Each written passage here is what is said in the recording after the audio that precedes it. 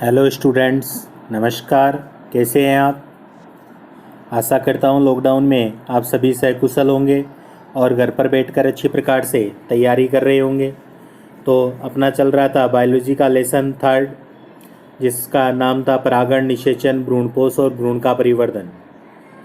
इस लेसन का जो पार्ट फर्स्ट मैंने अपलोड किया था उसमें अपन ने परागण, परागण के प्रकार, परागण की प्रमुख विधियाँ, उन सब के बारे में अपन ने पढ़ लिया था। तो उससे संबंधित आप लोगों ने नोट्स भी बना लिए होंगे। अगर किसी भी प्रकार की कोई प्रॉब्लम आती है तो आप मेरे से पूछ सकते हो।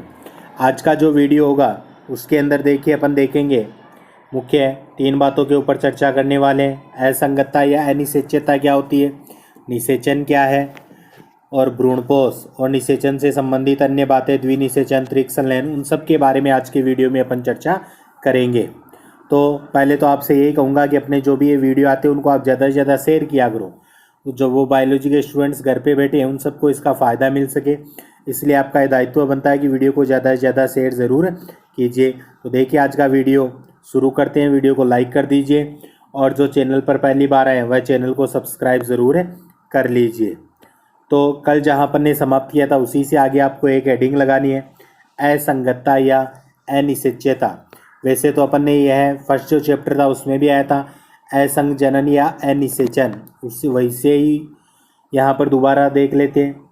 पूर्णतया कार्यक्षम एवं जननक्षम नर व मादा युग्मकों के मध्य निषेचन में विफलता को क्या कहते हैं? असंगतता या अनिश्चितता कहते हैं। यानी कि अपन कहेंगे कि जो यहाँ पर नर व मादा होते हैं वह पूर्णतया कार्य दृष्टि से भी सक्षम होते हैं और जनन दृष्टि से भी सक्षम है, लेकिन उनके मध्य किसी कारणवश निषेचन की प्रक्रिया संपन्न नहीं हो पाती है, तो उसे अपन क्रिया को कहते हैं असंगतता और या अनिश्चितता के नाम से जानते हैं। यह जो क्रिया होती है मुख्य 2 प्रकार की होती है। यह जो क्रिया होती है मुख्य 2 प्रकार की होती है। फर्स्ट होती है अंतर्जातीय।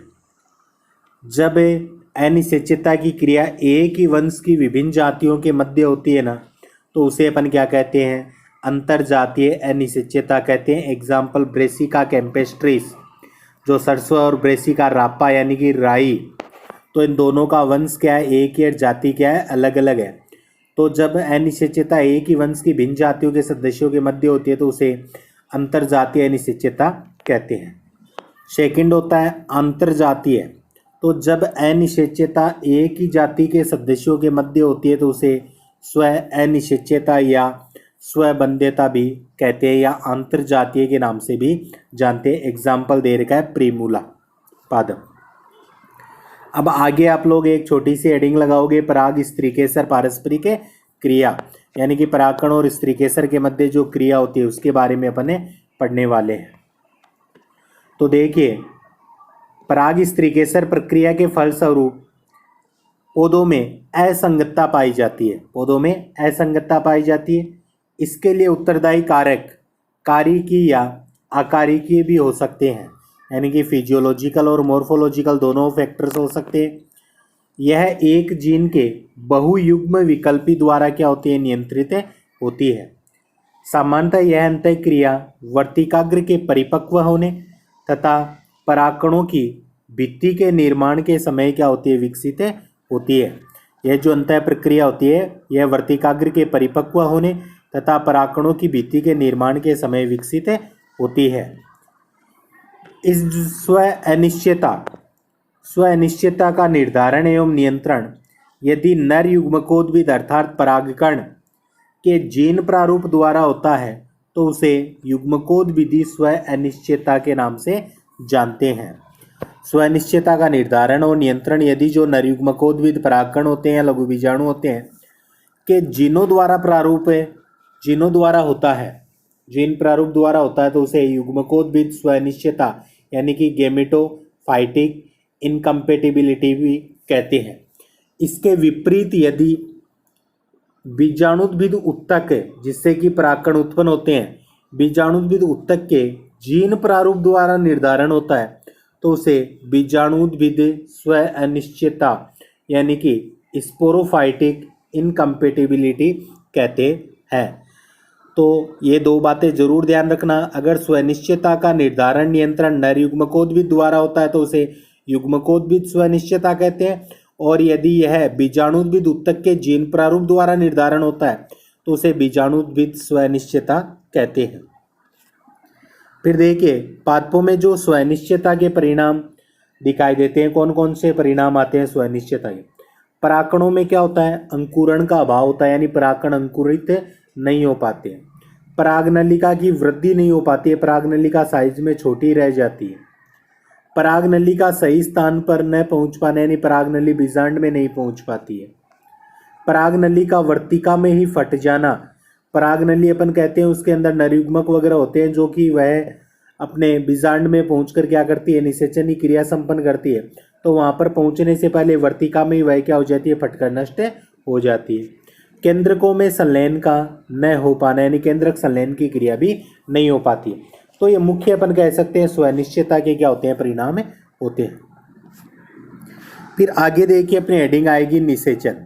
आगे जो हेडिंग आएगी वह निषेचन, तो अपने हेडिंग लगाइए निषेचन या फर्टिलाइजेशन। निषेचन या फर्टिलाइजेशन तो नर व मादा युग्मकों के संयोजन या संलयन, या आप लिख सकते हैं नर व मादा युग्मकों के केंद्रक संलयन या संयोजन को क्या कहते हैं, निषेचन कहा जाता है। और निषेचन की क्रिया का जो अध्ययन किया था वह सर्वप्रथम स्ट्रोसबर्जर नामक वैज्ञानिक हुए थे, जिन्होंने 1884 में लीलियम पादप में यह कार्य किया था। तो क्वेश्चन ध्यान रखना, निषेचन किसे कहते हैं, नर तथा मादा युग्मकों के केंद्रक संलयन या संयोजन की क्रिया निषेचन कहते हैं। सर्वप्रथम निषेचन का इस अध्ययन 1884 में स्ट्रोसबर्जर के द्वारा लीलियम पादप में किया गया। और निषेचन का अध्ययन निम्नलिखित शीर्षकों के अंतर्गत किया जा सकता है। अब शीर्षक कौन कौन से यहाँ पर आते हैं। सबसे पहले अपन देखते हैं कि परागकणों का अंकुरण एवं परागनलिका की वृद्धि। तो यह मुख्य अपन मान सकते हैं कि एक हेडिंग के तौर पर अपन इसे लिख सकते हैं। तो परागकण क्रिया के द्वारा परागकण वर्तिकाग्र पर पहुंच जाते हैं। तो अपने को पता है कि वर्तिकाग्र पर परागकण पहुंचते हैं तो परागणी क्रिया होती है, जहां पर इनका अंकुरण प्रारंभ हो जाता है, यानी कि वहां पर परागकण जाकर क्या होते हैं, अंकुरित होते हैं।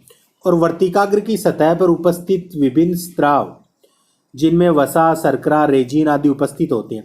वर्तिकाग्र के द्वारा अपन कह सकते हैं वहां पर स्रावित जो पदार्थ होते हैं, वसा, शर्करा, रेजिन आदि वहां पर उपस्थित होते हैं। तो परागकणों के अंकुरण के लिए उपयुक्त माध्यम प्रदान करते हैं, यानी जो भी पदार्थ होते हैं वे इनको अंकुरित होने के लिए माध्यम प्रदान करेंगे। वर्तिकाग्र पर पहुंचने के पश्चात परागकण के अंकुरण में लगने वाला समय क्या कहलाता है, अंकुरण काल कहलाता है। यानी कि अपन कहेंगे वर्तिकाग्र में पहुंचने के पश्चात परागकण को अंकुरित होने में जो समय लगेगा वह परागकण का अंकुरण काल होगा। और अंकुरण के समय जो जनन छिद्र होता है परागकण का, जनन छिद्र से अंतः जो चोल होता है वह परागनलिका के रूप में निकलकर वर्तिकाग्र में प्रवेश करता है। यानी अंकुरण की क्रिया होती है उस समय जो जनन छिद्र पाया जाता है परागकण में, वहाँ पर आंतरिक जो भित्ति होती है अंतःचोल, उस अंतःचोल के द्वारा जनन छिद्र में से होती है परागनलिका जो होती है वह निर्मित होती है और वर्तिकाग्र में प्रवेश कर जाती है। प्राय एक परागकण से एक ही परागनलिका निकलती है। सामान्य तौर पर अपन देखते हैं अगर एक परागकण है तो उसे एक ही परागनलिका निकलती है। और ऐसे परागकण को अपन क्या कहते हैं, एक नलिकीय कहते हैं, यानी मोनोसाइफोनोस के नाम से जानते हैं। मोनोसाइफोनस एक ही प्रकार का जो परागकण होता है और एक ही प्रकार की उसमें नलिका होती है, यानी एक परागकण से एक ही नलिका निकल रही है। एक से अधिक परागनली उत्पन्न करने वाले जो परागकण होते हैं उन्हें क्या कहेंगे, बहुनलिकीय, यानी कि पॉलीसाइफोनस कहलाते हैं। एग्जाम्पल कुकुरबिटेसी और मालवेसी जो फैमिली होती है उनके पादपों में अपन देखते हैं कि एक परागकण के एक से अधिक जो परागनलिकाएं होती है वह निकलती है। तो स्टूडेंट्स अपने को ध्यान रखना है, ऐसे परागकण जिनके एक ही नलिका होती है एक नलिकीय या मोनोसाइफोनस कहलाते हैं, और एक से अधिक परागनलिका उत्पन्न होते हैं उसे बहुनलिकीय या पॉलीसाइफोनस कहते हैं। एग्जाम्पल कुकुरबिटेसी और मालवेसी कुल के सदस्य होते हैं। फिर आगे अपन देखते हैं, परंतु इनमें अंतिम रूप से एक ही परागनली क्रियाशील रहती है। यानी कि अगर अपन कहेंगे परागकण में एक से अधिक भी परागनली बन जाती है तो अंतिम रूप में अपन रहेंगे क्रियाशील केवल एक ही रहती है।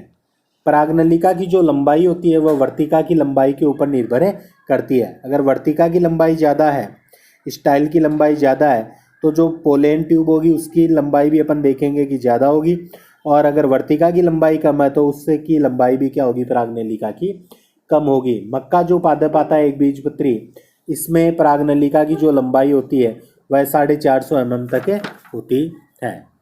अब यहाँ पर देखिए कि डायग्राम दे रखा है, ये डायग्राम आप लोगों को नोट्स में शामिल करना है।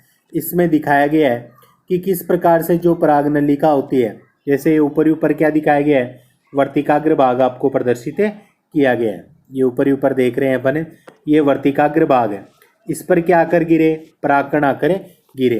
परागकणों की फिर यहाँ पर आकर अंकुरित हो गए, अंकुरित होकर इनसे क्या बन गई है, परागनलिका बन जाती है। अब ये परागनलिका देखिए इधर से वर्तिका से होती है, अंडाशय से होती है, किस में जा रही है, बीजांड के अंदर प्रवेश करती है।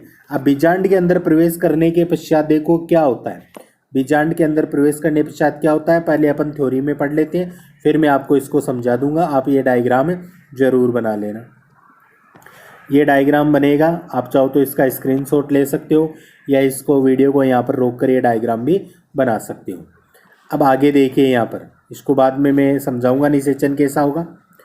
तो परागनलिका की जो वृद्धि होती है वह देखिए अब कैसे होगी, परागनलिका की वृद्धि। तो परागनलिका की जो वृद्धि होती है मुख्यतः वर्तिका की आंतरिक संरचना पर निर्भर करती है। परागनलिका की वृद्धि मुख्यतः वर्तिका की आंतरिक संरचना पर निर्भर करेगी।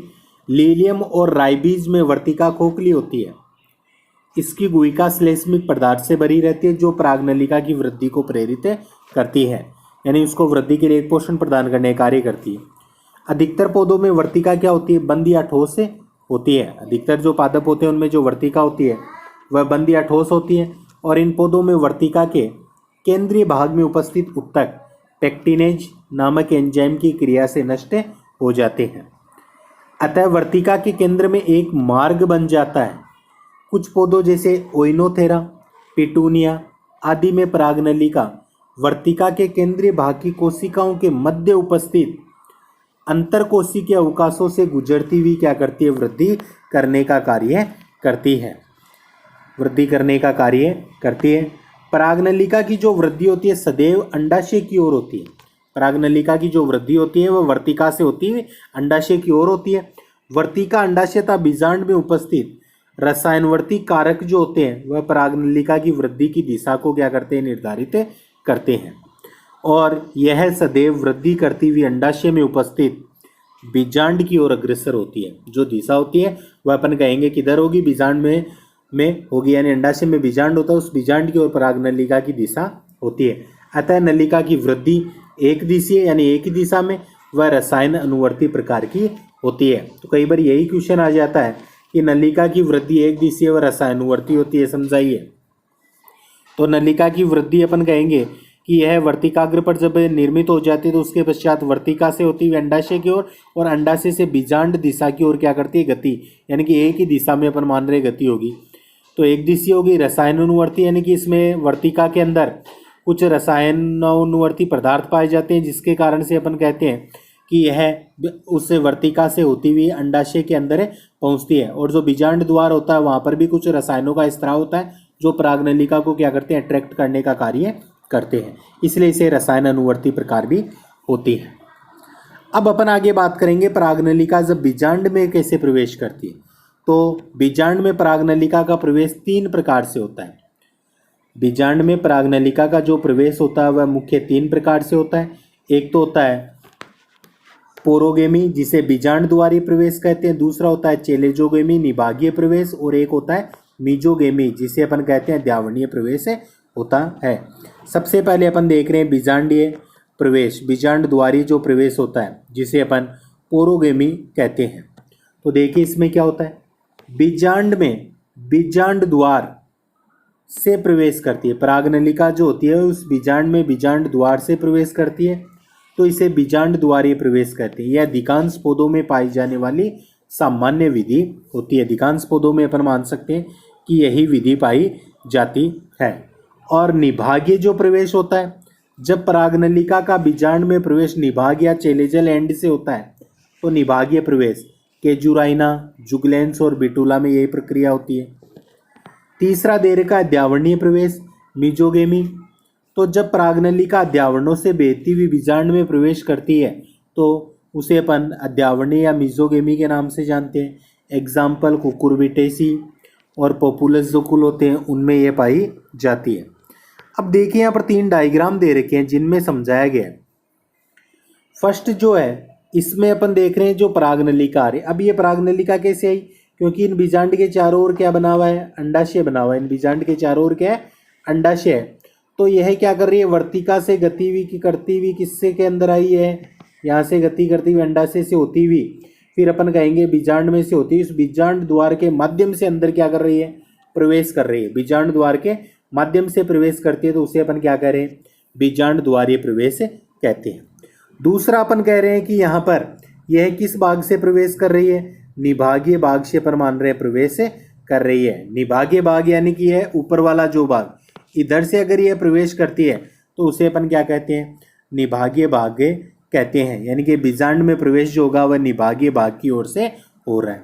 और तीसरा कह रहे हैं अध्यावरणीय प्रवेश, जिसमें न तो निभाग से होगा न बीजांड द्वार भाग से होगा, इसके अलावा अन्य किसी भाग से प्रवेश हो जाता है तो उसे अध्यावरणीय प्रवेश के नाम से जानते हैं। दोबारा बता रहा हूँ, एक प्रवेश होता है बीजांड द्वारीय भाग से बीजांड में तो उसे बीजांड द्वारीय प्रवेश, निभाग भाग से होता है तो निभागीय प्रवेश, और इन दोनों के अलावा अन्य भाग से होता है तो उसे अध्यावरणीय प्रवेश कहते हैं। तीनों डायग्राम आपको बहुत ही साफ सुथरे बनाने हैं।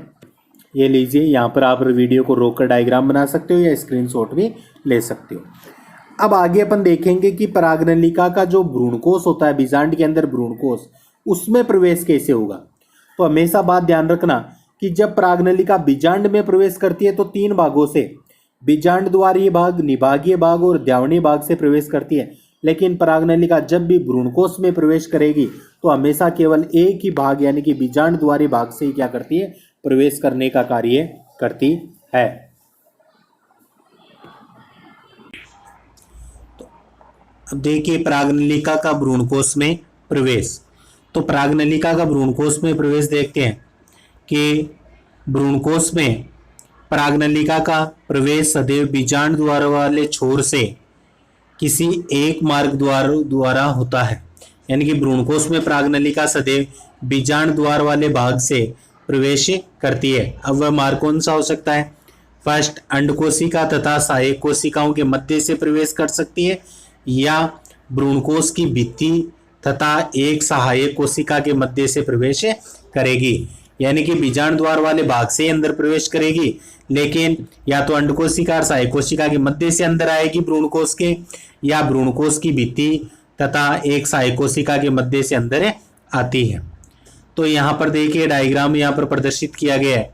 परागनलिका का भ्रूणकोश में प्रवेश तथा प्रवेश में नर युग्मकों का जो स्वतंत्र होना तथा संयुग्मन यहाँ पर प्रदर्शित किया गया है।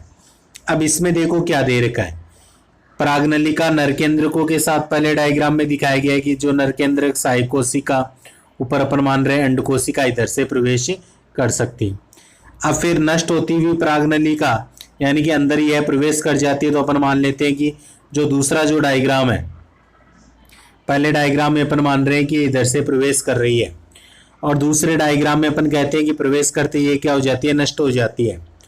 अब नष्ट हो जाती है लेकिन इसके अंदर के नरयुग्मक क्या आते हैं, बाहर निकल आते हैं। फिर अपन कहेंगे कि इसके अंदर 2 नरयुग्मक आ जाते हैं, 1 और 2 नरयुग्मक जो परागनलिका से बाहर निकलते हैं। और चौथी स्थिति यह बताती है कि नष्ट होती हुई परागनलिका, फिर अपन कहते हैं कि सहायक कोशिका भी नष्ट हो जाती है, और जो 2 नरयुग्मक होते हैं उनके द्वारा निषेचन क्रिया होती है, भ्रूण का निर्माण होता है, भ्रूणपोष बनता है। ये चौथे डायग्राम में प्रदर्शित किया गया है। अब यहाँ पर ये क्रिया होगी कैसे, इसे आगे मैं आपको डिटेल में बताने वाला हूँ। उससे पहले थोड़ा सा अपन देख लेते हैं। इसके अलावा जो परागनलिका होगी वह एक सहायक कोशिका को भेजते हुए भी अंदर आ सकती है। अब परागनलिका का भ्रूणकोश में प्रवेश निम्नलिखित चरणों में होता है। ये तो अपन मान रहे थे कि बीजांड में प्रवेश वगैरह हो जाता है, भ्रूणकोश में प्रवेश 3 भागों से अपन ने देख लिया। अब भ्रूणकोश में जो प्रवेश होता है वह कैसे कैसे होता है, तो सबसे पहले 2 सहायक कोशिकाओं में से एक कोशिका जो होती है वह परागनलिका के भ्रूणकोश से पूर्व ही क्या हो जाती है, अपाशित हो जाती है। 2 सहायक कोशिकाओं में से एक तो भ्रूणकोश से पूर्व ही अपाशित हो जाएगी। फिर परागनलिका का प्राय 2 सहायक कोशिकाओं के बीच से भ्रूणकोश में प्रवेश करती है और कुछ दूरी तय करने के बाद अधिकतर अपाशित सहायक कोशिका के तंतु रूपी समुच्चय द्वारा उसमें क्या करती है, प्रवेश करती है। यानी जो नष्ट हो गई थी सहायक कोशिका, उसके जो तंतु रूपी समुच्चय होते हैं उसके अंदर से क्या करती है, प्रवेश करती है। फिर आगे अपन देखते हैं कि जो सहायक कोशिकाओं के कोशिका द्रव्य में पहुंचने के पश्चात परागनलिका के शीर्ष भाग या शीर्ष से नीचे एक छिद्र विकसित होता है, जिससे दोनों नर युग्मक तथा कोशिका द्रव्य का कुछ भाग भी अपहसित सहायक कोशिकाओं में विमुक्त हो जाएगा। यानी सहायक कोशिका के कोशिका द्रव्य पहुंचने के पश्चात परागनलिका के शीर्ष भाग या शीर्ष से नीचे एक छिद्र विकसित होता है, जिससे दोनों नर युग्मक तथा कोशिका द्रव्य का कुछ भाग भी अपहसित सहायक कोशिकाओं में क्या हो जाएगा, विमुक्त हो जाएगा। फिर आगे अपन देखते हैं कि 2 में से एक नर युग्मक अंडकोशिका तक सहजता से पहुंच जाता है तथा दूसरा नर युग्मक अमीबीय या अन्य गति द्वारा द्वितीय केंद्रक तक पहुंचता है। अब ये क्रिया यहाँ पर हो जाती है। फिर अपने हेडिंग आती है द्विनिषेचन या त्रिक संलयन। इसमें देखिए क्या होता है, 1 मिनट आप लोग जैसा दिया हुआ है वैसा ही अपने को लिखना है। समझाने वाला कार्य पूरा निषेचन लिखने के पश्चात एक साथ कर दूंगा मैं। तो द्विनिषेचन तथा त्रिक संलयन देखो क्या होता है। डबल फर्टिलाइजेशन या ट्रिपल फ्यूजन। भ्रूणकोश में अंडकोशिका तथा नर युग्मक के संलयन को युग्मक संलयन कहते हैं या सत्य निषेचन या प्रथम निषेचन भी अपन कहते हैं, जिसके फलस्वरूप एक द्विगुणित यानी गुणसूत्र संख्या जोड़े में युग्मनज का निर्माण होता है। द्विगुणित युग्मनज बनता है, द्विगुणित युग्मनज बनता है। अब दूसरा जो नरयुग्मक है वह द्वितीय केंद्रक 2 ध्रुवीय केंद्रकों के संयोजन से निर्मित जो मध्य में होता है से संयोजित होकर एक त्रिगुणित प्राथमिक भ्रूणपोष केंद्रक बनाता है।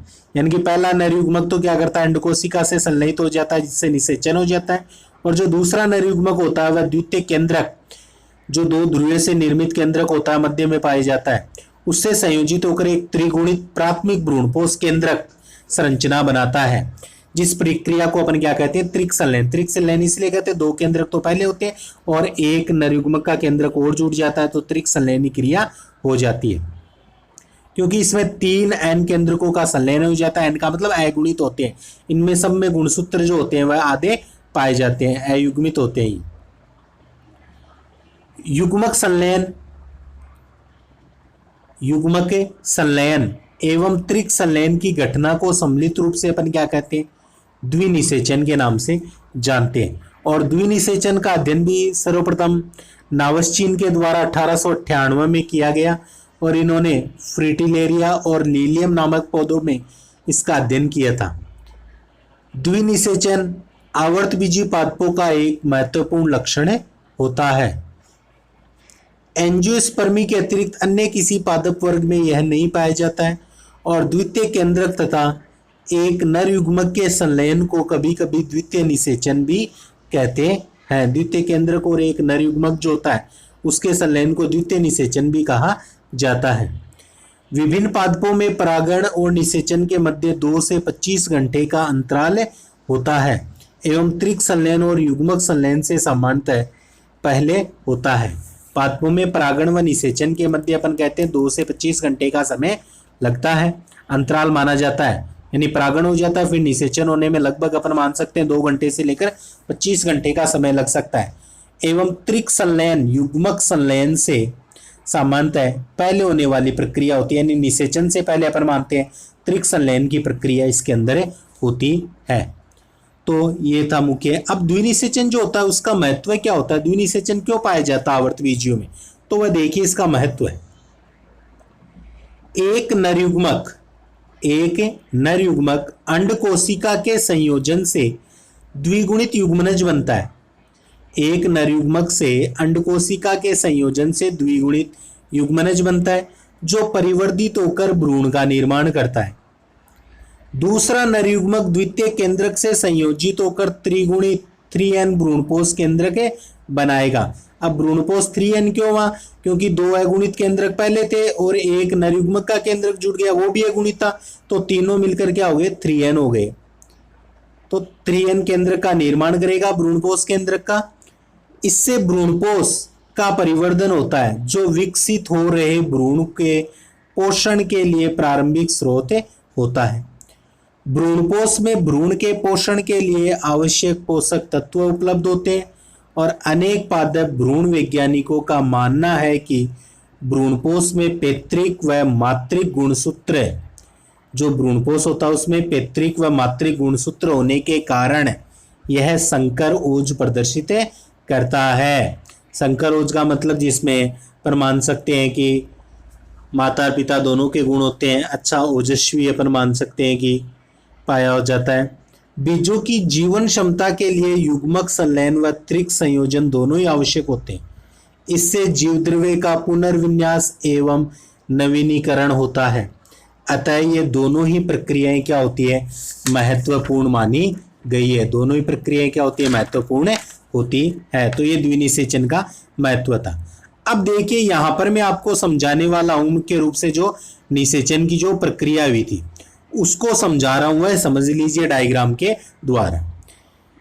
अपन देख रहे थे कि सामान्य तौर पर यह क्या था, मध्य के अंदर भ्रूणकोश, और यह संरचना जो मैं बना रहा हूं यह संरचना मुख्य रूप से अपन प्रदर्शित करेंगे। किसकी संरचना है यह संरचना बन गई बीजांड की संरचना।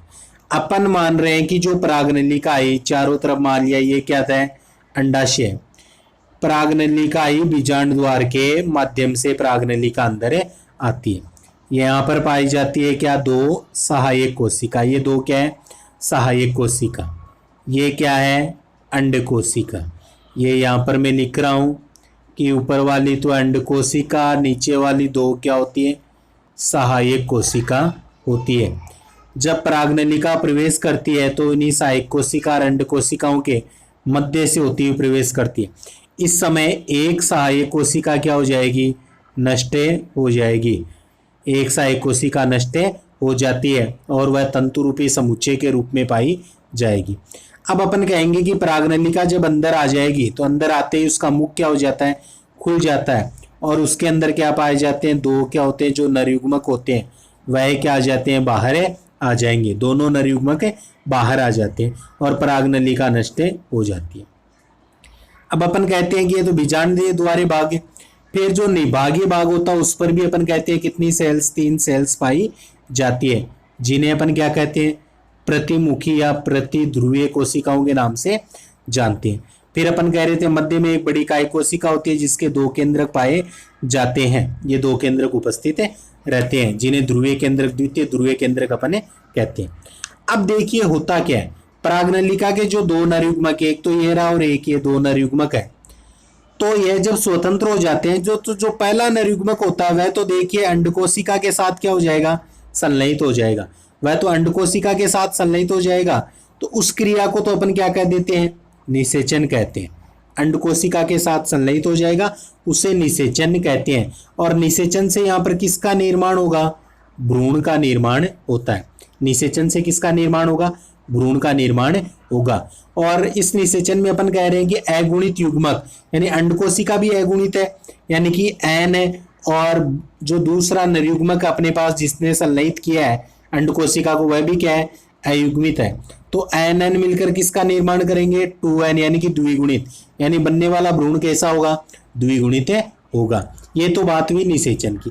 अब जो दूसरा जो नरयुग्मक बचा हुआ यह क्या करेगा, फिर निषेचन तो हो गया, यह क्या करेगा, जो मध्य के अंदर जो 2 केंद्रक है, द्वितीय केंद्रक जो ये है, इनके साथ क्या हो जाएगा, संलयित हो जाएगा। तो ये इनके साथ संलयित होगा। तो देखो यह अपन देखेंगे कि एक तो नरयुग्मक n, फिर अपन कहेंगे 2 केंद्रक है तो n दोनों वो हो गए, n + n, तो टोटल कितने हो गए, 3n, यानी कि इनके संलयन से जो संरचना बनेगी वह 3n होगी, और जो संरचना बनेगी उसे अपन क्या कहेंगे, भ्रूणपोष कहेंगे। क्या बनेगी, भ्रूणपोष, एंडोस्पर्म के नाम से अपन इसे जानते हैं। भ्रूणपोष जो क्या करती है, बनने वाले भ्रूण को क्या करती है, पोषण प्रदान करने का कार्य करती है। अब अपन ने अभी पढ़ा था कि इसमें जो भ्रूणपोष होगा वह तो पहले बनेगा, यानी कि यह जो संरचना होगी, क्रिया हो रही है 3n निर्माण की, यह तो पहले होगी, निषेचन बाद में होता है। क्योंकि पहले भ्रूणपोष के लिए भ्रूणपोष का निर्माण होगा, बाद में भ्रूण का निर्माण होता है। अब जो ये अपन कह रहे हैं कि जो द्वितीय केंद्रक इससे जुड़ा था, भ्रूणपोष का निर्माण हुआ, वह क्रिया क्या कहलाती है? तो वह क्रिया अपन ने पढ़ी थी, क्या कहलाती है? त्रिक संलयन कहलाती है। उस क्रिया को अपन क्या कहते हैं? त्रिक संलयन। क्यों कहते हैं? क्योंकि दो तो द्वितीय केंद्रक हो गए, द्वितीय केंद्रक में दो केंद्रक और एक नरयुग्मक जुड़ गया तो टोटल कितने हो गए? 3।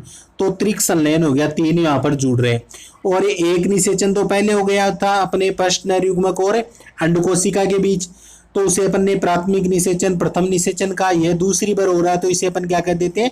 दोहरा निषेचन के नाम से भी अपन इसे जानते हैं, या द्वितीय निषेचन भी अपन इसे कहते हैं। तो इस प्रकार से अपन कहते हैं पादपों में यह क्रिया क्या होती है? संपन्न होती है। अब निषेचन के पश्चात अपन कहेंगे कि सारे इसके पार्ट वगैरह क्या हो जाएंगे? नष्ट हो जाएंगे। निषेचन से तो भ्रूण बन जाएगा, और जो 3N संरचना भ्रूणपोष बन जाएगी, जो भ्रूण को पोषण प्रदान करती रहेगी।